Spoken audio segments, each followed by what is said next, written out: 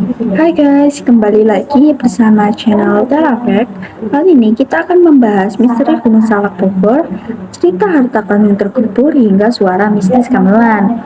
Sebelum itu, jangan lupa like, komen, dan subscribe channel Terafek ya. Tanpa berlama-lama lagi, simak video berikut ini.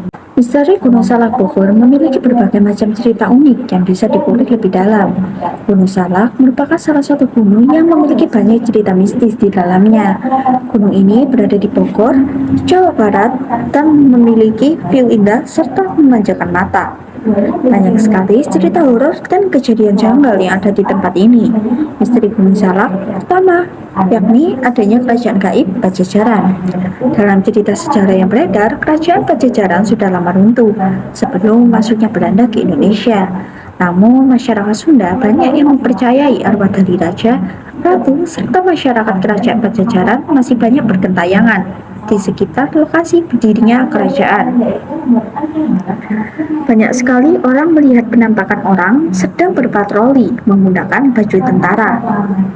Saat Jepang masuk ke Indonesia pada tahun 1942, Belanda memiliki inisiatif untuk mengubur kekayaan mereka di Gunung Salak, agar kekayaan tersebut tidak diketahui dan dirampas oleh pihak Jepang.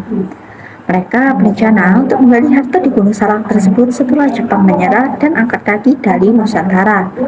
Namun faktanya setelah Indonesia merdeka, justru Belanda sulit kembali menguasai Indonesia dan menggali kekayaan mereka di Gunung Salak.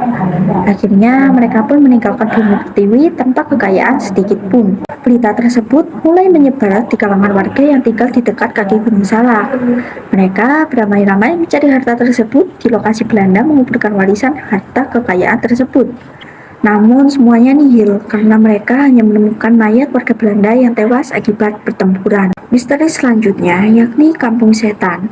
Awalnya dari kisah seorang pendaki yang sedang beristirahat di warung sekitar area pendakian.